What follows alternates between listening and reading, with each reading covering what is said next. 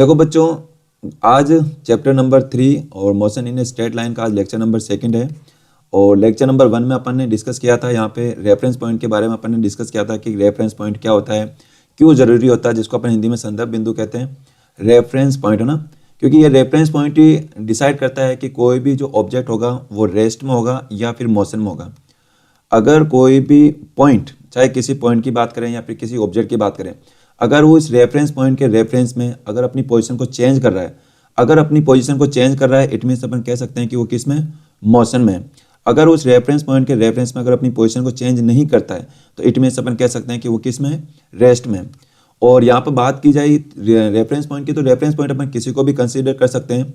वो डिपेंड करता है बच्चों, वो अपने पे जो भी ऑब्जर्वर होता है या फिर कह सकते हैं कि जो भी मतलब कि अपने ऊपर डिपेंड करता है, फिर कह सकते हैं सिचुएशन पे डिपेंड करता है कि आप किसको रेफरेंस पॉइंट लेना चाहते हो। वो कोई सा भी रेफरेंस पॉइंट हो सकता है। और उसी रेफरेंस पॉइंट में आप लोग अगर टाइम को और ऐड कर दो तो अपन कह सकते हैं कि वो क्या बन के आ जाएगा। फिर उसके लिए अपन एक नई टर्म यूज़ करेंगे जिसको बोलेंगे फ्रेम ऑफ रेफरेंस। और ध्यान रखिएगा, आपके लिए फ्रेम ऑफ रेफरेंस अपन को यूज़ करना बार बार, क्योंकि अभी अपन यहाँ पर टाइम की भी बात की जाएगी, क्योंकि टाइम भी एक बहुत ही बड़ी यहाँ पर एक डायमेंशन है जो कि वो भी चेंज होती है, तो उसको भी अपन को यहाँ पर कंसीडर करना जरूरी है। और जैसे ही आप रेफरेंस पॉइंट के साथ अगर रेफरेंस उसको टाइम को भी कंसीडर करते हो तो उसको अपन फ्रेम ऑफ रेफरेंस कह देते हैं, ठीक है। और किस काम आता है रेफरेंस पॉइंट, किसी भी ऑब्जेक्ट की मतलब उसकी पोजीशन बताने में बहुत हेल्पफुल रहता है ना।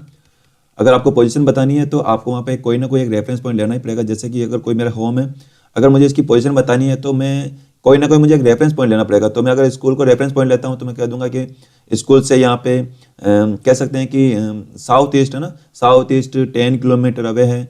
तो यहाँ पे जो स्कूल मैं बोल रहा हूँ ना, ये स्कूल यहाँ पे क्या हो जाएगा, यहाँ पे रेफरेंस पॉइंट हो जाएगा। इस बात का आप लोग समझ सकते हो।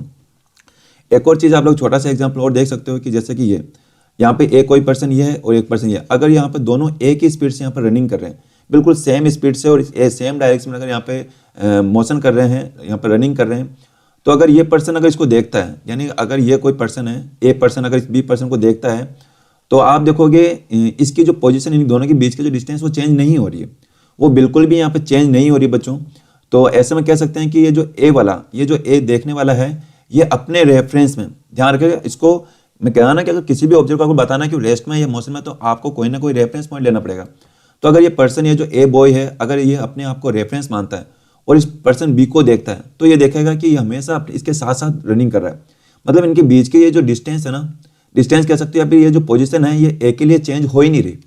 अगर पोजीशन, या फिर अपन कह सकते हैं कि अगर पोजीशन चेंज नहीं हो रही तो अपन कहेंगे कि वो क्या है, रेस्ट में। देखो चाहे भले ये दोनों यहाँ पर रनिंग में, लेकिन फिर भी ये जो बी वाला है ये ए के लिए यहाँ पे किस में होगा, रेस्ट पोजीशन में होगा। इस बात का ध्यान रखना। हाँ, अगर इन दोनों की अगर वेलोसिटी में चेंज हो जाए, यानी कि जो बी वाला ये ज़्यादा स्पीड से रनिंग करने लग जाए, ए वाला थोड़े कम स्पीड से करने लग जाए, या फिर ये रुक जाए, तो उस केस में ए के लिए ये बी क्या होगा, यहाँ पे मोशन में होगा। ये अपन कह सकते हैं कि गतिमान होगा ये, ठीक है। ये सब कुछ अपन बच्चों डिस्कस कर चुके हैं, कल डिस्कस कर चुके हैं, और आज अपन को नया स्टार्ट करना है। तो चलिए अपन स्टार्ट करते हैं बिना डिले करते, है ना। ये रेफरेंस पॉइंट के बारे में अपन कल सीख चुके थे, तो ठीक है, अभी कोई भी लेट हुए कोई प्रॉब्लम नहीं, पर अब कंटिन्यू रहिएगा ना। चलिए, तो बच्चों अपन को बात करनी है यहाँ पे कि अब यहाँ पर 2 टर्म सीखने जा रहे हैं अपन। मैं पहले बता दूं आपको, डिस्टेंस एंड डिस्प्लेसमेंट। आपको मालूम होना चाहिए डिस्टेंस और डिस्प्लेसमेंट में क्या डिफरेंस है, उसी को सीखने की कोशिश कर रहे हैं अपन यहाँ पे। तो यहाँ पर अपन कोई 2 ऑब्जेक्ट ले लेते हैं। यहाँ पे एक ऑब्जेक्ट यहाँ पे मैं ले लेता हूँ ए, ये कोई यहाँ पे बाइक राइडर है ए, और एक कोई बी। देखो आपको लास्ट वीडियो में ही बताया गया था कि अपन यहाँ पे जो मैकेनिक्स है इसके अंदर जो भी यहाँ पे ऑब्जेक्ट है बच्चों, उसको अपन यहाँ पे इसको एज ए पॉइंट कंसीडर करेंगे, एज ए पॉइंट कंसीडर करेंगे। और कर सकते हैं, कब कर सकते हैं, इसके लिए भी कंडीशन है कि जब हमारा जो पाथ है, या फिर कह सकते हैं कि जो डिस्टेंस है, अगर उस डिस्टेंस के मुकाबले हमारा जो ऑब्जेक्ट है, अगर उसके ऑब्जेक्ट की अगर साइज बहुत छोटी हो ना, अगर ऑब्जेक्ट साइज अगर बहुत ही छोटी हो, तो अपन कह सकते हैं कि यहाँ पे ये जो ऑब्जेक्ट होगा उसको अपन एज ए पॉइंट कंसीडर कर सकते हैं। तो ठीक है, अपन यहाँ पे पॉइंट कंसीडर कर सकते हैं ऑब्जेक्ट को। चलिए, तो अब ये कोई ए है और यहाँ पे बी है, दोनों यहाँ पे राइडर है, इनको पहुँचना है यहाँ पे होम पे पहुँचना है। कह सकते हैं कि दोनों भाई है और इनको दोनों को घर पे पहुँचना है। तो इनके पास में देखो डिफरेंट, देखो यहाँ पे जो मैदान है बिल्कुल खाली है यहाँ पे, तो इनके लिए पहुँचने के लिए तो यहाँ पे पाथ कई सारे हो सकते हैं। पाथ यानी कह सकते हैं रास्ता, इनके पास में कई सारे रास्ते हैं। जैसे अगर ए की बात करें तो ए यहाँ से पहुँचता है कि इस डायरेक्शन से पहुँचता है ना, ये ऐसे पहुँच रहा है यहाँ पे, ये रनिंग करता है, मतलब कि रनिंग के बाइक राइडिंग करते हुए यहाँ पे इस पोजीशन पहुँचता है, होम तक पहुँचता है। और अगर बात करें यहाँ पे बी वाले की, तो बी वाले की बात करें तो ये क्या पहुंच रहा है, इस रास्ते से पहुंच रहा है, ये इस रास्ते से पहुंच रहा है, ठीक है, ये इस रास्ते से पहुंच रहा है। तो आप लोग देखोगे तो ये जो ए वाला है इसको यहाँ पर ट्रेवल करने में, इसको सपोज करते हैं यहाँ पे लग रहा है इसको 15 किलोमीटर लग रहे हैं, और यहाँ पे इसको लग रहा है यहाँ पे 13 किलोमीटर लग रहा है यहाँ पे, है ना, दोनों 13 किलोमीटर। तो बच्चों ये जिस रास्ते से जा रहा है, यानी कि ये जो चाहे ए की बात करूँ या चाहे बी की बात करूँ, ये जिस पाथ से होकर यहाँ पे गुजर रहा है, जिस पाथ से राइड कर रहा है, इट मीन्स अपन इसके लिए क्या वर्ड यूज करेंगे, डिस्टेंस वर्ड यूज करेंगे। क्या वर्ड यूज किया जाएगा, डिस्टेंस। और अगर बात करें अगर ये जो ए वाला है ये इस पाथ से न जाकर अगर बिल्कुल स्ट्रेट चला जाता है, बिल्कुल स्ट्रेट, यानी कि अपन कह सकते हैं कि जैसे अगर मैं यहाँ पे एक लाइन ड्रॉ करूँ, ये वाला लाइन है ना, अगर ये सीधा स्ट्रेट चला जाता है, बजाय कि यहाँ पे ऐसे इतना मतलब कि इतना अपनी मतलब कि डायरेक्शन चेंज करने के बजाय अगर ये सीधा यहाँ पे डायरेक्ट इसी सीधा स्ट्रेट लाइन यहाँ पे चला जाता है, अगर होम पे चला जाता है, तो इस केस में आप लोग देखोगे तो ये वाली जो डिस्टेंस अगर मैं इसको सपोज करता हूँ ये 10 किलोमीटर, यहाँ पे 10 किलोमीटर, तो आप देखोगे ये बल्कि ज़्यादा यहाँ पे शॉर्ट डिस्टेंस है, ये ज़्यादा यहाँ पे शॉर्ट डिस्टेंस है। तो अपन कह सकते हैं कि देखो एक तो जहाँ से वो स्टार्ट हो रहा होता है उसको अपन कहते हैं इनिशियल पोजीशन कहते हैं। बार बार ध्यान रखिएगा यही वर्ड यूज किए जाएंगे, इनिशियल जहाँ से स्टार्ट हो रहा है वो, और फाइनल जहाँ पे वो पहुँच रहा है। तो जिस पाथ से देखो, जिस पाथ से वो गुजरता है, या फिर अपन कह सकते हैं उसके पाथ की जो लेंथ होगी, पाथ से मतलब है बच्चों यहाँ पर रास्ता, कि किस रास्ते से जा रहा है। तो वो जिस रास्ते से जा रहा होगा उस रास्ते के लिए अपन वहाँ पे मतलब उस रास्ते की जो लेंथ होगी, उस पाथ की जो लेंथ होगी, उस लेंथ के लिए अपन यहाँ पर वर्ड यूज करेंगे, डिस्टेंस यूज करेंगे। क्या वर्ड यूज किया जाएगा, डिस्टेंस यूज किया जाएगा। वहीं अगर बात करें यहाँ पे शॉर्टेस्ट डिस्टेंस की बात की जाएगी, जब कभी भी शॉर्टेस्ट डिस्टेंस की बात की जाएगी, शॉर्टेस्ट डिस्टेंस भी किसके बीच में, इनिशियल और फाइनल पोजीशन के बीच में, ध्यान रखिएगा, इनिशियल और फाइनल पोजीशन के बीच की जो शॉर्टेस्ट डिस्टेंस होती है बच्चों, या फिर कह सकते हो शॉर्टेस्ट डिस्टेंस, देखो डिस्टेंस की बात कर रहा हूँ तो आप कह सकते हो पाथ कह सकते हो, तो जो शॉर्टेस्ट डिस्टेंस होगी उसी शॉर्टेस्ट डिस्टेंस को अपन बोलेंगे डिस्प्लेसमेंट बोलेंगे। ध्यान रखिएगा डिस्प्लेसमेंट, डिस्टेंस और डिस्प्लेसमेंट दोनों में आपको एक ये मेजर डिफरेंस आपको ध्यान रखना है, ठीक है। डिस्टेंस यहाँ पे जो कि पाथ लेंथ होती है, और डिस्प्लेसमेंट जो कि शॉर्टेस्ट डिस्टेंस होती है किसके, इनिशियल और फाइनल पोजीशन के बीच की, ठीक है। इस बात का आप लोग ध्यान रखिएगा। चलिए इसको अपन चलो देखो और इसमें अच्छे से सीखने की कोशिश करते हैं, डिस्टेंस और डिस्प्लेसमेंट। डिस्टेंस और डिस्टेंस देखो यहाँ पर अपन डिफरेंस करते हुए चलेंगे, ताकि आपको यहाँ पे एक कंपैरिजन भी आपको पता चल जाए कि भी अपन कंपेयर करते हुए चलना है कि भी दोनों में क्या क्या डिफरेंस है, ठीक है। तो मेजर में यहाँ पे डिफरेंस लिख रहा हूँ बच्चों, जो आप लोगों को ध्यान रखना है यहाँ पे। तो सबसे पहले अपन बात करें, अभी जस्ट मैंने आपको जैसा कि सिखाया कि डिस्टेंस होगी, डिस्टेंस क्या होगी बच्चों, डिस्टेंस की जब डिस्टेंस की बात की जाएगी इसका मतलब कि लेंथ ऑफ पाथ की बात की जाएगी। तो मैं यहाँ पे लिख देता हूँ डिस्टेंस यानी कि अपन कह सकते हैं कि लेंथ ऑफ पाथ, है ना, कि जो हमारी पाथ है उस पाथ की लेंथ क्या है वो समझेंगे अपन, लेंथ ऑफ पाथ। और डिस्प्लेसमेंट की बात की जाएगी तो ये होगी बच्चों यहाँ पे shortest distance, shortest distance between initial and final position, है ना, shortest distance between initial position and final position, है ना, मैं शॉर्ट में लिख रहा हूँ initial position and final position. एक बात आपको ये ध्यान रखनी है। एक और बच्चों आपको ये ध्यान रखना है कि जो डिस्टेंस होती है ना, ये डिस्टेंस में अपन हमेशा मतलब क्या यहाँ पे मतलब कि जो डिस्कस करते हैं हमेशा मैग्नीट्यूड। देखो कोई भी क्वांटिटी होती है ना, फिजिकल क्वांटिटी की बात कर रहे हैं अपन, है ना, फिजिकल क्वांटिटी अपन लास्ट टाइम भी अपन ने शायद फर्स्ट वीडियो में अपन डिस्कस किया होगा, पहले भी आप जान चुके हो। फिजिकल क्वांटिटी जिसको मेजर किया जा सकता है, तो कोई भी जो फिजिकल क्वांटिटी होगी उसके अंदर दो चीजें मेन होगी, क्वांटिटी, है ना, कोई भी फिजिकल क्वांटिटी होगी, फिजिकल क्वांटिटी किसको, जिसको मेजर किया जा सकता है। तो जो भी फिजिकल क्वांटिटी होती है बच्चों उसमें टू मेजर थिंग होती है, एक तो होता है मैग्नीट्यूड, एक होता है मैग्नीट्यूड, और एक होता है वहाँ पे डायरेक्शन। एक होता है मैग्नीट्यूड, एक होता है डायरेक्शन। अगर ऐसी कोई भी क्वांटिटी बच्चों जिसके अंदर सिर्फ और सिर्फ अगर मैग्नीट्यूड की बात की जाती है, सिर्फ और सिर्फ अगर मैग्नीट्यूड की बात की जाती है, यानी कि वहाँ पर डायरेक्शन का कोई रोल नहीं होता है।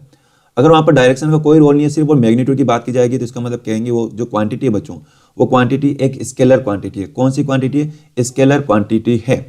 वहीं अगर आप इसके अंदर मैग्नीट्यूड के साथ साथ अगर डायरेक्शन को और कंसिडर करते हो, तो अब ये जो क्वांटिटी बन के आ जाती है, इस क्वांटिटी को अपन बोलते हैं वेक्टर क्वांटिटी बोलते हैं, वेक्टर क्वांटिटी इसको बोला जाएगा। अब देखो आप लोग एक और बात यहाँ पे ध्यान रख सकते हो। देखो जब भी अपन कोई क्वांटिटी, एक एग्जांपल से लेकर चलते हैं, जैसे कि मैं बात करता हूँ यहाँ पे कि अगर अपन बात करें यहाँ पे फोर्स, अगर कोई पर्सन अगर फोर्स यहाँ पे अप्लाई कर रहा है, 10 न्यूटन का फोर्स अप्लाई कर रहा है, तो आपको मालूम होना चाहिए जो फोर्स है वो है यहाँ पे एक वेक्टर क्वांटिटी है। तो वेक्टर जिसको सदिश कहते हैं हिंदी में, फोर्स एक वेक्टर क्वांटिटी है। तो सिर्फ 10 न्यूटन से काम नहीं बनेगा, आपको वहाँ पर डायरेक्शन भी बतानी पड़ेगी, डायरेक्शन भी ही बतानी पड़ेगी। तो अब यहाँ पर आप लोग देखोगे ना, तो मैग्नीट्यूड किसको बोले, डायरेक्शन किसको बोले। देखो डायरेक्शन तो ये आपको दे रखा होगा अलग से, हो सकता है वो वहाँ पे साइन की फॉर्म में बता रखा हो, पॉजिटिव नेगेटिव साइन देकर बता रखा हो, या फिर हो सकता है आपको बोल दे वहाँ पे कि भाई ईस्ट वेस्ट नॉर्थ साउथ, मतलब कोई सी आपको बताएगा वहाँ पर पर्टिकुलर भी इस डायरेक्शन है। अब देखो बात की जा रही है यहाँ पे मैग्नीट्यूड की, तो मैग्नीट्यूड में बच्चों यहाँ पे छोटा सा एक कन्फ्यूजन मुझे भी क्रिएट, मेरे भी एक दिमाग में है, आप चाहो तो और अच्छे किसी टीचर से भी और मालूम कर सकते हो। तो मैग्नीट्यूड में मैंने जब मतलब 9th क्लास में पढ़ा तो इसमें 9th क्लास में बताया गया था कि जो मैग्नीट्यूड होता है वो इस न्यूमेरिकल वैल्यू को बोला जाता है। किसको बोला जाता है? न्यूमेरिकल। ये जो भी न्यूमेरिकल वैल्यू होते हैं ना, जो भी आप लोग वैल्यू देखोगे तो वहाँ पे जो न्यूमेरिकल वैल्यू होती है उसके लिए वहाँ पे बताया गया, तो जो भी न्यूमेरिकल वैल्यू होती है उसको मैग्नीट्यूड बोला जाता है, मैग्नीट्यूड। लेकिन अगर अभी अपन देखें यहाँ पे जो भी 11th क्लास की बुक वगैरह देखें, एनसीईआरटी की बात कर रहा हूँ मैं, और मैं बता दूँ आपको जो रेफरेंस रहने वाला मेरा पूरा एनसीईआरटी ही रहेगा। तो अभी अपन देखते हैं, तो यहाँ पे जो मैग्नीट्यूड है वो इस पूरी क्वांटिटी के लिए यूज़ किया गया, मतलब कि जो न्यूमेरिकल वैल्यू है और जो यहाँ पे यूनिट है, आपको मालूम होना चाहिए, देखो यूनिट तो अपन यूज़ करनी, यूनिट भी होगी वहाँ पे, तो न्यूमेरिकल वैल्यू प्लस यूनिट को, इन दोनों को मिलाकर यहाँ पे मैग्नीट्यूड बोला जा रहा है। तो अपन यहाँ पे यही मान के चलेंगे कि जो न्यूमेरिकल वैल्यू और जो यूनिट है इन दोनों को मिलाकर अपन क्या बोलेंगे? मैग्नीट्यूड बोलेंगे। डायरेक्शन तो अलग से होगी, वो तो आपको पता चल जाएगा। तो यहाँ से अपन पता चल गया है कि भाई जो भी क्वांटिटी होती है उसमें क्या क्या मेन होता है, क्या क्या मेन होता है। एक तो होती है उसके अंदर न्यूमेरिकल वैल्यू। न्यूमेरिकल वैल्यू का मतलब क्या? कोई नंबर होगा, जैसे कि 30 हो गया, 15 हो गया, 35 हो गया। न्यूमेरिकल वैल्यू के साथ साथ वहाँ पे क्या होगी? एक यूनिट और होगी, यूनिट है ना। और यूनिट भी अपन को यहाँ पे कौन सा सिस्टम यूज करेंगे? एसआई सिस्टम यूज करेंगे, जिसके अंदर अपन वहाँ पे एमकेएस वहाँ पे यूज करते हैं, वहाँ पे सिस्टम, उसमें भी एसआई में भी। और न्यूमेरिकल वैल्यू हो गया, और न्यूमेरिकल वैल्यू के साथ साथ यहाँ पे यूनिट भी होगी। और अगर वेक्टर देखो, अगर स्केलर क्वांटिटी है तो यहीं तक काम बन जाएगा, लेकिन अगर वेक्टर क्वांटिटी है तो उसके साथ में डायरेक्शन और आ जाएगी। इस बात का आप लोग ध्यान रखिएगा। आई थिंक बच्चों ये स्केलर वेक्टर का आपको यहाँ पे ये क्लियर हो गया होगा पे, ठीक है, चलिएगा। तो वापस आ जाते हैं अपने पॉइंट पे। अपन सीख रहे थे डिस्टेंस और डिस्प्लेसमेंट। तो याद रखिएगा, जब कभी भी यहाँ पे डिस्टेंस की बात की जाएगी, यानी लेंथ और पाथ की बात की जाएगी, और जब कभी आप लेंथ और पाथ की बात करने तो आपको सिर्फ और सिर्फ यहाँ पे आपको मैग्नीट्यूड को कंसीडर करना है। यहाँ पे सिर्फ और मैग्नीट्यूड की बात करोगे। और मैग्नीट्यूड मैं बोल रहा हूँ ना, मैग्नीट्यूड बात करना यानी कि अपन को यहाँ पे न्यूमेरिकल वैल्यू, और मैं अब 9th के हिसाब से नहीं चल रहा हूँ, 11th के हिसाब से चल रहा हूँ, तो इसलिए जैसे 11th में बताया गया बुक के अंदर मैं उसी अकॉर्डिंग चलूंगा। तो न्यूमेरिकल वैल्यू प्लस यूनिट। तो जब भी मैग्नीट्यूड की बात की जाएगी तो यहाँ पे न्यूमेरिकल वैल्यू और यूनिट दोनों की मिलाकर बात की जाएगी। तो डिस्टेंस के अंदर सिर्फ मैग्नीट्यूड की बात की जाती है, जबकि डिस्प्लेसमेंट के अंदर यहाँ पे मैग्नीट्यूड और मैग्नीट्यूड के साथ साथ यहाँ पे आपको डायरेक्शन की और वहाँ पर जरूरत पड़ेगी और बतानी ही पड़ेगी। अगर डायरेक्शन नहीं बता रहे तो इसका मतलब आपका जो आंसर है वो इनकम्प्लीट है। थर्ड वन बच्चों, एक और आप डिफरेंस याद रख सकते हो। देखो, अगर कह रहे हैं कि सिर्फ मैग्नीट्यूड की जरूरत पड़ रही है, इसका मतलब सिर्फ कौन सी क्वांटिटी है? अपन कह सकते हैं कि स्केलर क्वांटिटी है। जबकि डिस्प्लेसमेंट कौन सी क्वांटिटी होगी बच्चों? वेक्टर क्वांटिटी होगी। इस बात का आप लोग ध्यान रखिएगा। अब देखो बच्चों, एक बात का आपको हमेशा ध्यान रखना है कि जो डिस्टेंस होती है, डिस्टेंस हमेशा पॉजिटिव क्वांटिटी, मतलब उसकी जो वैल्यू आएगी हमेशा पॉजिटिव आएगी, हमेशा वैल्यू पॉजिटिव आएगी, हमेशा वैल्यू पॉजिटिव आएगी। इस बात का ध्यान रखिएगा। अगर कुछ भी पाथ कवर करता है ना, अगर रुका हुआ है रेस्ट में, तो उसके लिए तो फिर वो जीरो होगा, वो कोई बड़ी बात नहीं है, उसके लिए बात नहीं कर रहा हूँ। लेकिन अगर वो कुछ भी, अगर वहाँ पर कोई भी पाथ कवर कर रहा है, कुछ भी थोड़ी सी भी अगर डिस्टेंस ट्रेवल कर रहा है ना, थोड़ी सी भी, भाई चाहे फिर वो आगे जाकर वापस पीछे आ जाए, है ना, मतलब चाहे वो आगे चल के आगे मूव करके, जैसे यहाँ पे ए पोजीशन से स्टार्ट हुआ, आगे गया कुछ आगे जाकर वापस अगर यू टर्न भी ले रहा है, वापस अगर उसी पोजीशन पे आ रहा है, तब भी वहाँ पे उसका डिस्टेंस होगा। ध्यान रखिएगा, डिस्टेंस हमेशा वहाँ पे क्या होगा? पॉजिटिव होगा, अगर वो कुछ पाथ कवर करता है तो। इस बात का ध्यान रखिएगा। यानी अपन कह सकते हैं कि जो डिस्टेंस होती है हमेशा यहाँ पे इसकी जो वैल्यू होगी हमेशा और हमेशा पॉजिटिव होगी।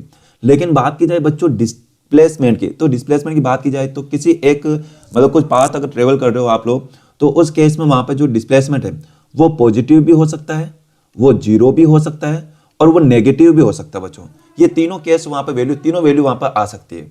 अब बात आती है कि पॉजिटिव कब हो सकता है? तो पॉजिटिव तो वो जब एक ही डायरेक्शन में चलता जा रहा है। जैसे कि अगर मैं यहाँ पे अपने एक एग्जांपल से यहाँ पे एग्जांपल समझिए बच्चों, यहाँ पे जैसे कि मेरे पास में ये कोई एक मेरे पास में ये मैं कोई पाथ बना देता हूँ, ठीक है, ये मतलब एक कोई रेफरेंस लाइन ले लेते हैं अपन यहाँ पे, और यहाँ पे अपनी बात करें 1D की बात करें, यहाँ पे 1 डायमेंशनल की बात करें, 1 डायमेंशनल है ना, 1 डायमेंशनल की बात करें, ऐसे मैं अभी समझाऊंगा और अच्छे से आपको।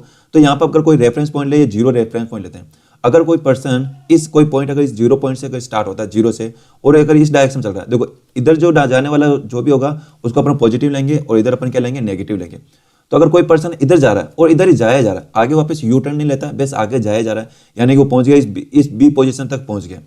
तो और ये बीच के जो अगर पाथ लेंथ की बात करो, अगर पाथ लेंथ यहाँ पर 30 किलोमीटर है, 30 किलोमीटर है, तो इसकी जो वैल्यू आएगी बच्चों पॉजिटिव आएगी। कैसी वैल्यू आएगी? पॉजिटिव, क्योंकि ये इसी डायरेक्शन में गया, तो अपन कह सकते हैं यहाँ पे पॉजिटिव वैल्यू आएगी। किसके रेफरेंस में? इस ओ पॉइंट के रेफरेंस में, 0 के रेफरेंस में, ठीक है। तो यहाँ पे हमेशा पॉजिटिव होगी। हाँ, अगर बात करें यहाँ पे जीरो कब हो सकती है बच्चों? बिल्कुल जीरो हो सकती है अगर ये यहाँ पे ओ पॉइंट से, इस पॉइंट से स्टार्ट होता है, जाता है बी पोजिशन तक जाता है, और बी से वापस अगर यू टर्न ले लेता है, यू टर्न लेकर वापस अगर उसी इनिशियल पोजीशन पर जाता है, अगर उसी इनिशियल पोजीशन पर आ जाता है, तो अपन कह सकते हैं कि वहाँ पे जो डिस्प्लेसमेंट होगा वो क्या होगा बच्चों? उसकी वैल्यू कितनी होगी? 0 होगी। ध्यान रखिएगा, जब कभी भी डिस्प्लेसमेंट की मैग्नीट्यूड की बात की जाएगी तो वो कब 0 हो सकता है? जब बच्चों इनिशियल और फाइनल पोजीशन ना, इनिशियल और फाइनल पोजीशन अगर किसी भी पॉइंट या किसी भी ऑब्जेक्ट की अगर इनिशियल और फाइनल पोजीशन अगर सेम हो जाती है तो उस केस में कहेंगे वहां पर जो डिस्प्लेसमेंट होगा उसकी वैल्यू कितनी होगी, 0 होगी। इस बात का ध्यान रखिएगा। तो ये 0 वाला भी समझ में आ गया आपको। अब बात आ रही है कि यहाँ पे नेगेटिव कब हो सकती है। नेगेटिव कब होगी, जब वो अपोजिट डायरेक्शन में जाएगा। अगर वो इस डायरेक्शन में जाने के बजाय अगर वो इस डायरेक्शन में चला जाता है तो उसकी जो आपको मालूम है इस डायरेक्शन में आपको नेगेटिव लेना है, तो इस डायरेक्शन में जाएगा तो उसकी वैल्यू क्या होगी, नेगेटिव होगी। ठीक है। और आप ये भी कह सकते हो कि अगर आगे जाकर भी वापस अगर इस डायरेक्शन में भी आ रहा ना तभी वो क्या होगा, यहाँ पे नेगेटिव ही होगा। इस बात का ध्यान रखिएगा। वो किस डायरेक्शन में है फाइनली वो इस बात पर डिपेंड करेगा। डिस्प्लेसमेंट फाइनल और इनिशियल पोजीशन आपको लेनी है। ठीक है। तो ये वाला कॉन्सेप्ट समझ में आ गया कि हाँ पॉजिटिव, नेगेटिव और यहाँ पे 0 तीनों हो सकती है। अब बात आती है बच्चों यहाँ पे फिफ्थ, यहाँ पे यूनिट की। यूनिट की बात की जाए तो जो यूनिट होती है डिस्टेंस की यूनिट, इसको अपन किस में मेजर करेंगे, मीटर में मेजर करेंगे इसको, है ना। इसकी जो यूनिट होगी वो मीटर होगी। होने में किलोमीटर भी हो सकती है, माइल्स भी हो सकती है यहाँ पे, और अलग अलग यूनिट हो सकती है यहाँ पे, मिलीमीटर, सेंटीमीटर।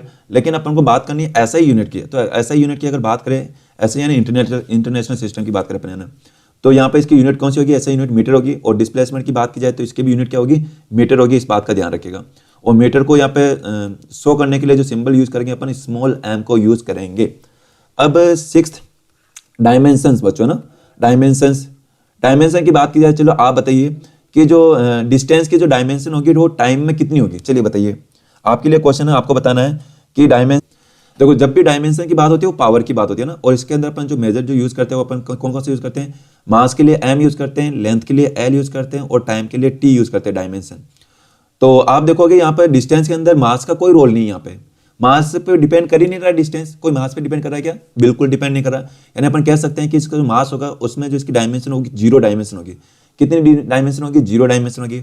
अब इसके बाद में बच्चों बात करें यहाँ पे लेंथ पे, तो यहाँ पे क्या लेंथ पे डिपेंड कर रहा है क्या, बिल्कुल लेंथ पे तो है, यहाँ पे मीटर है यहाँ पे, तो लेंथ पे डिपेंड कर रहा है। वो भी किस में कर रहा है, पावर 1 में डिपेंड कर रहा है। यानी कि अपन कह सकते हैं इसकी जो डायमेंशन होगी लेंथ में वो कितनी होगी बच्चों, 1 होगी यहाँ पे। तो आप लोग यहाँ पे 1 लिख सकते हो। और टाइम की बात करें तो देखो यहाँ पे टाइम का कोई रोल ही नहीं है। यहाँ पे टाइम का कोई रोल नहीं है यहाँ पे, तो कह सकते हैं कि यहाँ पे टाइम में भी यहाँ पे नहीं है। तो इस केस पर कह सकते हैं कि टाइम में इसकी डायमेंशन कितनी होगी, 0 होगी। तो अगर कोई भी अगर आपको डिस्टेंस की डायमेंशन पूछता तो आप कह सकते हो m0 l1 t0। डिस्प्लेसमेंट की बात करें तो इसमें भी सेम यही होगा, m0 l1 t0। ये आपको ध्यान रखना है। ठीक है, चलेगा। अब बच्चों देखो यहाँ पे आपको बहुत ही इंपॉर्टेंट यहाँ पे कुछ बातें हैं जो आपको ध्यान रखनी है। ये डिफरेंस बता दिए मैंने, ये मैंने मेजर डिफरेंस है जो आपको ध्यान रखना है। अब आपको देखो कुछ बातें यहाँ पे नोट करनी है। तो पहली बात आपको क्या नोट करनी है, देखिए एक बात का हमेशा ध्यान रखना बच्चों कि कभी भी जो डिस्टेंस और अच्छा मैंने स्टार्टिंग में पूछा था आपसे क्या डिस्टेंस और डिस्प्लेसमेंट क्या ये दोनों सेम हो सकता है क्या, है ना। स्टार्टिंग में अपना यही क्वेश्चन रहा था कि जो डिस्टेंस है और वो जो डिस्प्लेसमेंट है क्या ये दोनों इक्वल हो सकते हैं क्या, आपसे स्टार्टिंग में पूछा गया था। तो आप में से मतलब 100% स्टूडेंट ने यही आंसर किया था कि इक्वल हो सकता है। पर बच्चों ध्यान रखना कि इक्वल नहीं हो सकता है। कभी भी आप ये नहीं कहोगे कि डिस्टेंस और डिस्प्लेसमेंट इक्वल हो जाएगा।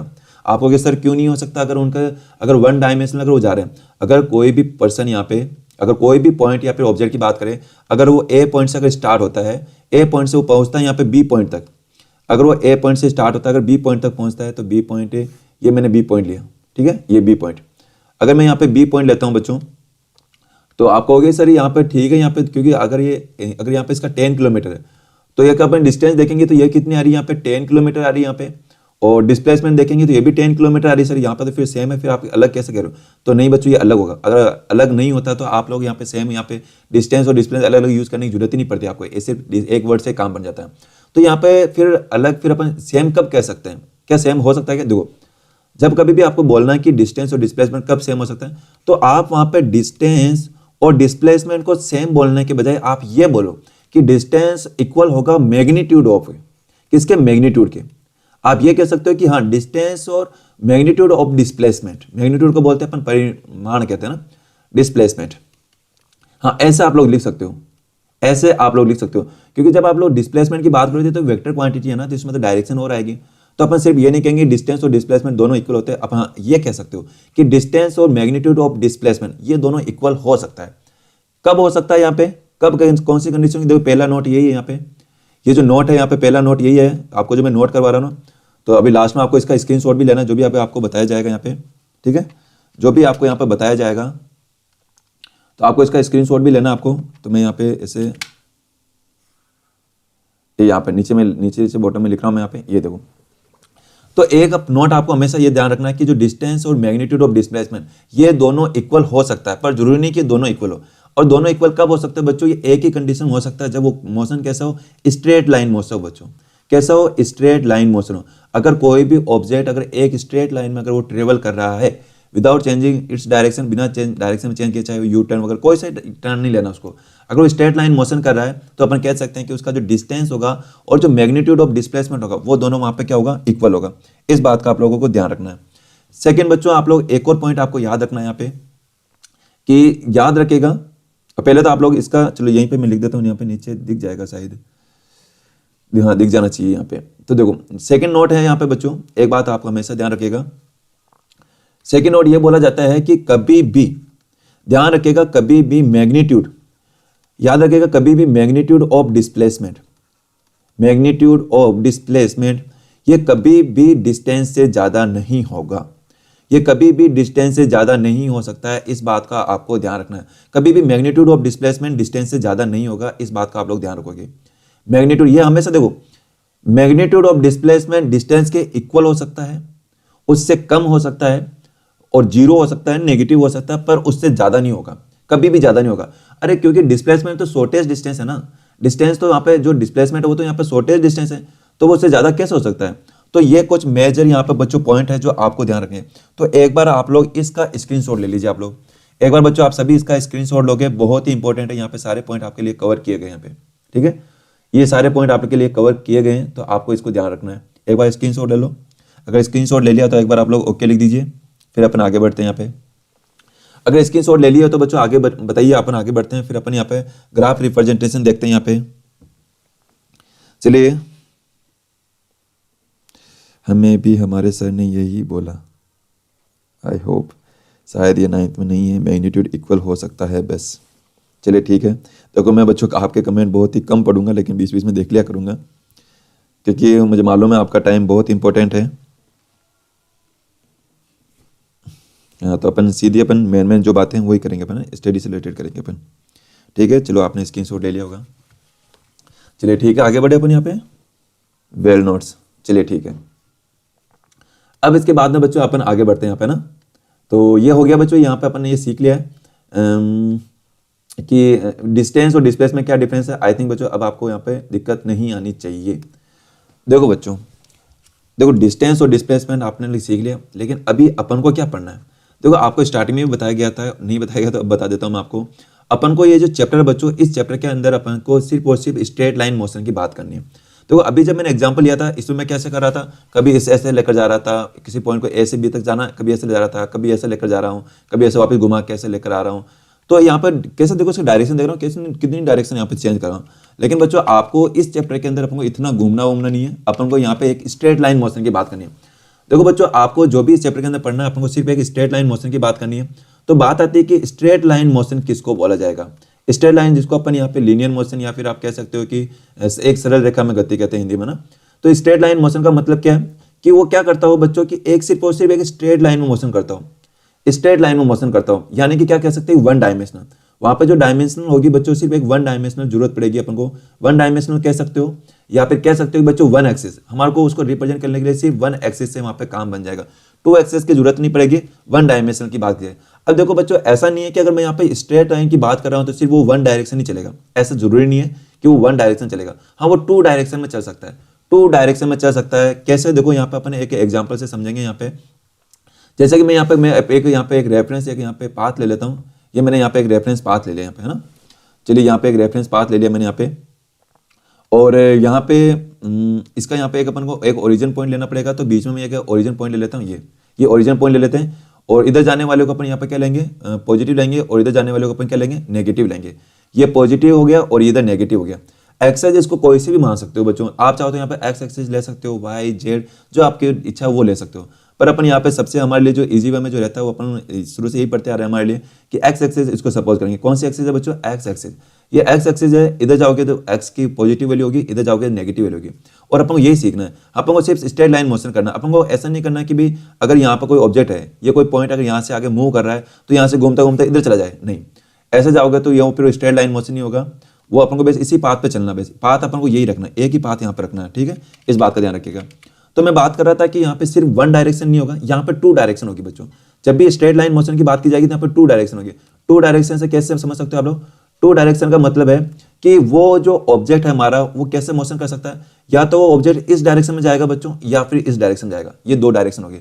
इस डायरेक्शन को अपन पॉजिटिव से डिनोट करेंगे, इस डायरेक्शन जाने वाले को अपन नेगेटिव से यहाँ पे इसको रिप्रेजेंट करेंगे यहाँ पे, ठीक है। अब ना तो अपन को ऊपर जाना है ना ही नीचे जाना है, बस ये दो डायरेक्शन में अपन को चलना है पे, ठीक है। तो स्ट्रेट लाइन मोशन में किन किन बातों का ध्यान रखना है? एक तो यहाँ पे टू डायरेक्शन की बात की जाएगी और डायमेंशंस की बात की जाएगी बच्चों। अगर डायमेंशन की बात करें तो यहाँ पे कितने डायमेंशन होगी? यहाँ पे वन डायमेंशन की बात की जाएगी, वन एक्सेस से यहाँ पे काम बन जाएगा, ठीक है। और एक और बात का आपको ध्यान रखना है बच्चों, यहाँ पे बात की जा रही है यहाँ पे वेक्टर क्वांटिटी की। देखो वेक्टर क्वांटिटी है ना, यहाँ पे देखो डिस्टेंस है तो डिस्टेंस के लिए तो यहाँ पे डायरेक्शन की जरूरत पड़ेगी नहीं आपको, डिस्टेंस के लिए तो डायरेक्शन की जरूरत है ही नहीं क्योंकि वो स्केलर क्वांटिटी है। लेकिन बात करेंगे यहाँ पे डिस्प्लेसमेंट को शो करने के लिए, जब भी यहाँ पे डिस्प्लेसमेंट को शो करने की जरूरत पड़ेगी तो अपन को यहाँ पे देखो डिस्प्लेसमेंट को शो करना है तो वहाँ पर आपको मालूम है कि डिस्टेंस वहाँ पे एक वेक्टर क्वांटिटी, वेक्टर क्वांटिटी के लिए वहाँ पे डायरेक्शन की जरूरत पड़ती है बच्चों। और डायरेक्शन को शो करने के लिए अपन वहाँ पे क्या यूज करते हैं? वेक्टर यूज करते हैं। क्या यूज करते हैं? वेक्टर। देखो जब कभी भी आपको वेक्टर को रिप्रेजेंट करना है, वेक्टर क्वांटिटी को रिप्रेजेंट करना है, यानी कह सकते हैं कि डायरेक्शन को रिप्रेजेंट करना है, तो वहां पर अपन एक साइन यूज करते हैं बच्चों, जिसको बोलते हैं एरो यूज करते हैं ना, वेक्टर। ये साइन रिप्रेजेंट करते हैं वेक्टर। जैसे कि अगर कोई फोर्स है बच्चों, फोर्स आपको मालूम होना चाहिए एक वेक्टर क्वांटिटी है, तो इसको अगर रिप्रेजेंट करना है तो वहां पर अपन एक वेक्टर यूज करते हैं इस क्वांटिटी के ऊपर, इस सिंबल के अपन एक वेक्टर यहाँ पे सिंबल यूज करते हैं, मतलब ये साइन यूज करते हैं जो कि बताता है डायरेक्शन को, बताता है यहाँ पे किसको बताता है? डायरेक्शन को। और अगर बात करें यहाँ पे देखो अगर डेंसिटी की बात करें, देखो डेंसिटी क्या है? डेंसिटी तो एक स्केलर क्वांटिटी, तो वहां पर आप एरो नहीं लगाएंगे क्यों? क्योंकि वो स्केलर क्वांटिटी तो वहां पर डायरेक्शन की जरूरत नहीं है। लेकिन फोर्स एक वेक्टर क्वांटिटी, तो वहां पर शो करने के लिए किसकी जरूरत पड़ती है? यहाँ पे वेक्टर की जरूरत पड़ती है।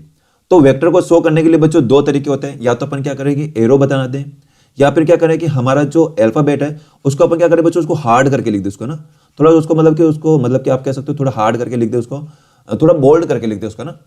तो ये वेक्टर को रिप्रेजेंट करने के तरीके बच्चों ये वह है, इस तरीके से अपन यहाँ पे इसको रिप्रेजेंट कर सकते हैं। पहला मेथड तो ये है कि अपन वहाँ पे एरो यूज करें वेक्टर को रिप्रेजेंट करने के लिए। दूसरा मेथड ये है कि अपन वहाँ पे क्या करें, इसको बोल्ड करके करें वहाँ पे। अब बच्चों देखो ये दोनों मेथड कब हमारे लिए हेल्पफुल है? जब हमारा जो मोशन अगर वो टू डायमेंशनल मोशन हो, अगर टू डायमेंशनल मोशन हो या फिर वो थ्री डायमेंशनल मोशन हो, तो उस केस में अपन कह सकते हैं कि ये हमारे लिए बहुत ही हेल्पफुल है। लेकिन अगर 1D की बात की जाएगी, अगर वन डायमेंशनल की बात की जाएगी, तो बच्चों वहां पर अपन को ये वेक्टर साइन, ये साइन या फिर उसको बोल्ड करने की जरूरत नहीं बच्चों, उसको बोल्ड करने की जरूरत नहीं है। अपन को वहां पे पॉजिटिव नेगेटिव से काम बन जाएगा। किससे काम बन जाएगा? पॉजिटिव और नेगेटिव, इन पॉजिटिव नेगेटिव से काम बन जाएगा। क्योंकि आपको मालूम है ना, अभी जस्ट बताया मैंने, जहां कहीं भी आप लोग पॉजिटिव यूज करते हो इसका मतलब कौन सी डायरेक्शन जा रहा है? इस डायरेक्शन में जा रहा है। नेगेटिव यूज करोगे तो इसका मतलब इस डायरेक्शन जा रहा है। यानी पॉजिटिव नेगेटिव यहाँ पर इनफ है हमारे लिए किसको? डायरेक्शन को यहाँ पे रिप्रेजेंट करने के लिए। हाँ, अगर आप 2D की बात करोगे, 3D की बात करोगे तो वहां पर अपन वेक्टर यूज करेंगे, जो कि नेक्स्ट चैप्टर में आएगा। अभी इस पूरे चैप्टर के अंदर अपन को स्ट्रेट लाइन मोशन ही अपन को डिस्कस करना है। तो चलिए स्ट्रेट लाइन मोशन को अपन यहाँ पे समझने की कोशिश करते हैं। तो अगेन अपन को यहीं पे एक एग्जांपल लेकर चल रहे हैं। यहाँ पे अपन को एक पाथ लेना पड़ेगा। तो वही पाथ अपन कैसे लेंगे? अपन यहाँ पे एक मैं ले लेता हूँ यहाँ पे कि यहाँ से आपको डिस्टेंस और डिस्प्लेसमेंट और अच्छे से यहाँ पे क्लियर हो जाएंगे, ठीक है, चलेगा। तो ये हमारे पास में कोई आप कह सकते हो कि कोई पाथ है। यहाँ पे आपको पता है कि अपन को यहाँ पे एक रेफरेंस पॉइंट लेना जरूरी है, तभी तो पता चल पाएगा कि वो कितना जा रहा है, कहाँ जा रहा है, अदरवाइज हमको मालूम नहीं चल पाएगा। तो ये रेफरेंस पॉइंट मैंने ओ ले लिया और यहाँ पे कुछ अपन इंटरवल ले लेते हैं यहाँ पे। तो ये इंटरवल ले लेते हैं और यहीं से मैं आपको ग्राफ रिप्रेजेंटेशन भी स्टार्ट कर देंगे। ग्राफ रिप्रेजेंटेशन में मैं आपको साथ ही साथ बताता चलूंगा कि ग्राफ में अपन इसको कैसे रिप्रेजेंट कर सकते हैं, ठीक है। तो ये इंटरवल ले रहे हैं अपन यहाँ पे कुछ इंटरवल, और अपन मालूम होना अभी जस्ट आपको बताया राइट साइड में जाना यानी पॉजिटिव वैल्यू, लेफ्ट साइड में जाना यानी कि नेगेटिव वैल्यू यहाँ पे, ठीक है। चलिए तो यहाँ पर इंटरवल लेते हैं अपन 5 का इंटरवल लेते हैं।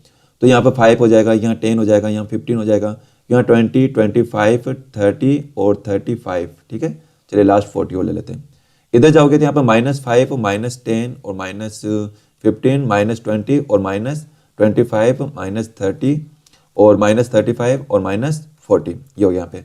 ये सारी की सारी किस्में बच्चों ये किलोमीटर में ले सकते हो। चलो मीटर में ले लेते हैं अपन, बेसिक यूनिट मीटर ले रहे हैं तो मीटर ले लेते हैं अपन, ठीक है, कोई प्रॉब्लम नहीं है, आप जो चाहो वो ले सकते हो मीटर।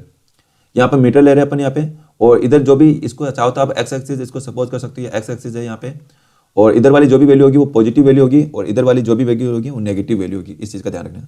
पॉजिटिव नेगेटिव यहाँ पे डायरेक्शन को यहाँ पे रिप्रेजेंट करता है, ठीक है।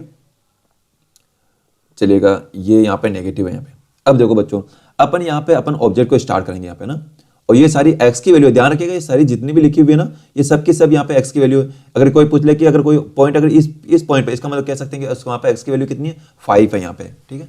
तो चलिए अपन स्टार्ट करते हैं किसी भी एक पॉइंट को, ए पॉइंट से मतलब कोई ए ऑब्जेक्ट है बच्चों, ए कोई पॉइंट है, वो स्टार्ट होता है बच्चों इसी ओ पॉइंट से स्टार्ट होता है, रेफरेंस पॉइंट से। तो इसको अपन लेकर चलते हैं, इसको बी पॉइंट तक लेकर चलते हैं। कहाँ पे, इस बी पोजिशन तक, इस बी पोजिशन तक इसको लेकर चलते हैं। तो देखिएगा, चलो ठीक है, ये हाँ चलो ठीक है, इस ए को लेकर चल रहे हैं बच्चों, यहाँ पे बी पॉइंट तक लेकर चल रहे हैं। तो आप लोग देखोगे बच्चों ये बी पॉइंट तक जाएगा, तो बी पॉइंट तक जाएगा।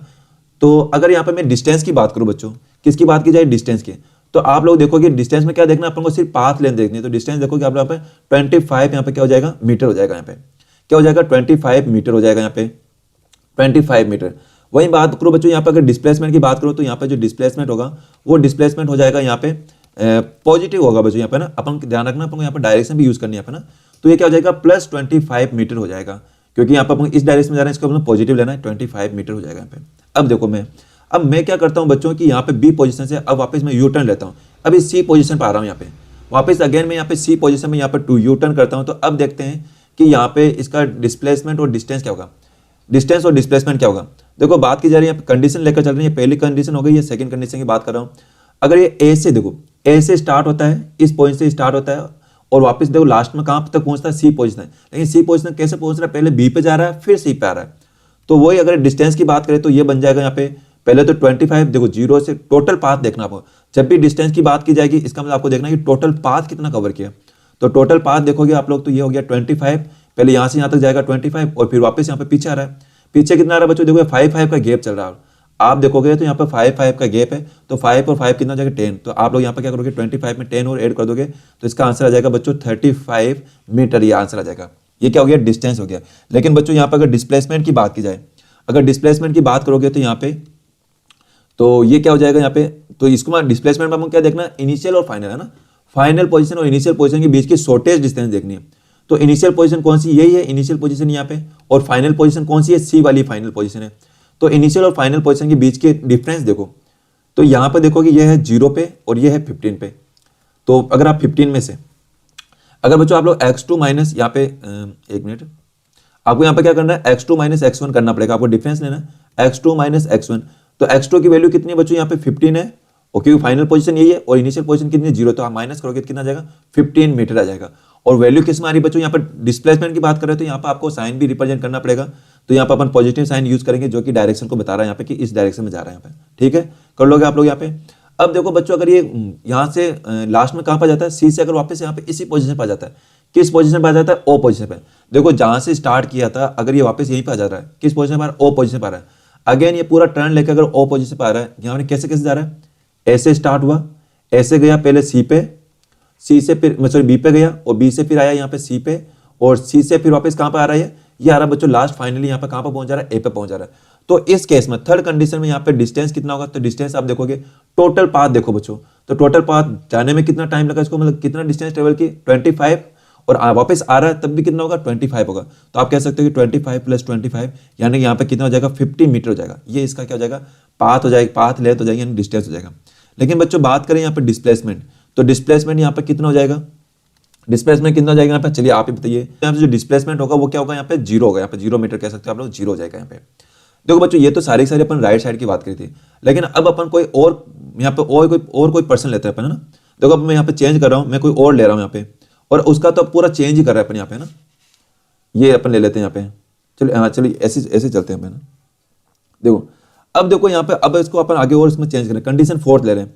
4th कंडीशन में बच्चों अपन क्या कर रहे हैं कि अब यहाँ पे जो ए वाला जो पर्सन था, अब वो क्या कर रहा है कि यहाँ पे वापस कहाँ पे आ गया, इनिशियल पोजीशन पे आ गया ना। अब इनिशियल पोजीशन से भी और आगे जाता जा रहा है, यहाँ पे ये और आगे जाता जा रहा है, यहाँ पे कहाँ पे आ गया, यहाँ पे 20 तक आ गया, यहाँ पे इस पोजीशन तक पहुंच गया। यहाँ पे इस पोजीशन को आप ले सकते हो बच्चों डी पॉइंट तक। कहाँ तक पहुंच गया, डी पॉइंट तक। डी पॉइंट तक पहुंच गया बच्चों, यहाँ पे ए वाला है ना, ये अब डी पॉइंट तक पहुंच रहा है। अब देखते हैं यहाँ पे डिस्टेंस और डिस्प्लेसमेंट कितना होगा। देखो वही बता रहा हूँ, इसका पाथ कैसा है, पहले ऐसे बी गया, बी से देखो ऐसे बी गया, बी से फिर सी पे आया, सी से फिर वापस यहाँ पे ओरिजिन पोजीशन पे आया, ओ पे आया, ए पे आया वापस, और फिर ऐसे कहाँ पे आ गया, डी पे आ गया। तो इस पूरे पाथ में आप देखोगे तो अब कितना इसने डिस्टेंस ट्रेवल की। देखो वापस जब आया था तो 50 तक तो पहले ही था यहाँ पे, अरे 50 तक तो पहले कवर किया था ना इसने, सी तक गया, सी से वापस ए पे आया, तो वहाँ पे 50 तक तो पहले था, यहाँ पे ओ तक वापस आया। अब उसके बाद में देखो आगे और कितना जा रहा है, यहाँ पे आगे और कितना जा रहा है तो आप काउंट करोगे, देखो 5, देखो 5 का गैप है, 5 + 5 + 5 + 5, तो आप देखो कितना हो गया 20। तो आपको यहाँ पे क्या करने का 20 और ऐड करना पड़ेगा, तो कितना हो जाएगा 70 मीटर हो जाएगा बच्चों। तो इसका डिस्टेंस कितना हो जाएगी बच्चों 70 मीटर हो जाएगी। आपको ध्यान रखना है यहाँ पर आपको पॉजिटिव नेगेटिव नहीं देखना है डिस्टेंस के अंदर। और बात करें बच्चों यहाँ पर डिस्प्लेसमेंट की, तो डिस्प्लेसमेंट यहाँ पे इंटरेस्टिंग है हमारे लिए।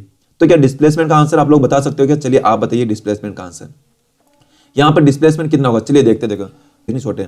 तो फाइनल पोजीशन कहाँ पे बच रहा बच्चों, फाइनल अगर आपको डिस्प्लेसमेंट निकालना तो ऐसा कर लिया करो, x2 - x1 कर लिया करो। तो फाइनल पोजीशन कौन सी बच्चों, x2 को फाइनल पोजीशन लेंगे तो वो है -20 पे, कहाँ पे -20 पे, और माइनस करोगे आप लोग x1 क्या है इनिशियल पोजीशन कहाँ पे थी 0 पे, तो -20 - 0 करोगे तो कितना आएगा -20 ही आएगा। और -20 भी किस में यूनिट लेनी है आपको, तो यूनिट भी आपको किस में लोगे, मीटर लोगे। तो आप लोग ये देख रहे हो ना कि -20 बच्चों, ये जो -20 मीटर है ना, तो ये माइनस जो है ना ये क्या रिप्रेजेंट कर रहा है, ये रिप्रेजेंट कर रहा है बच्चों डायरेक्शन को बता रहा है आपको। किसको बता रहा है, डायरेक्शन को। ये डायरेक्शन को बता रहा है बच्चों वेक्टर क्वांटिटी के लिए ना, ये डायरेक्शन को बता रहा है यहाँ पे। तो बस यही है यहाँ पे डिस्टेंस और डिस्प्लेसमेंट का कॉन्सेप्ट यहाँ पे, ठीक है। बिल्कुल सिमरन आपका भी आंसर यहाँ पे करेक्ट है। आई थिंक बच्चों अब ये डिस्टेंस और डिस्प्लेसमेंट का कॉन्सेप्ट आपको समझ में आया होगा, ठीक है। यही है बस डिस्टेंस और डिस्प्लेसमेंट कहते हैं। अब आपको दिक्कत नहीं होगी आपको, ठीक है, कर लोगे आप लोग। तो इसका इस पेज का आप लोग एक बार स्क्रीनशॉट ले लो फटाफट, एक बार इस पेज का स्क्रीनशॉट ले लीजिए, और बाकी अपन कल करते हैं ना ग्राफिकल रिप्रोग्राम का ना। अगर बच्चों अगर आपको वीडियो अगर अच्छी लग रही है तो आप लोग, और अगर अपनी स्ट्रेंथ अगर बढ़ाना चाहते हो तो आप लोग टेलीग्राम ग्रुप को ज्वाइन कीजिए। टेलीग्राम ग्रुप का लिंक मैंने आपको वीडियो के नीचे डिस्क्रिप्शन में दे रखा है। डेली बच्चों वहाँ पे जिस दिन क्लास होती है उसी दिन डेली शाम को यहाँ पे इवनिंग में 8:45 पे एक क्विज रखा जाता है, 8:45 PM पे ना एक क्विज रखा जाता है। तो आप जरूर उसमें पार्टिसिपेट किया करो, इससे आपको पता चल जाएगा कि आपकी स्ट्रेंथ कहाँ तक आपके ना कितना आप अच्छा कर रहे हो। तो जरूर ज्वाइन कीजिएगा, बस यही है यहाँ पे। और अगर आप लोग लाइव पढ़ना चाहते हो तो वही है, डेली अपना टाइम है 7 AM पे, डेली मॉर्निंग 7 AM है। अगर आप लोग चाहते हो कि नहीं सर लाइव नहीं पढ़ना चाहते, हम हमारे टाइम को और अच्छे सेव करना चाहते हैं बढ़िया से, तो आप लोग एडिटेड वीडियो देख सकते हो इनकी। मैं एडिटेड वीडियो डेली में अपलोड कर देता हूँ, तो आप एडिटेड वीडियो देख सकते हो, वहाँ पर आपको पूरा मिल जाएगा आपको, ठीक है। तो चलिए आज के लिए इतना ही करते हैं। Okay bye bye, take care.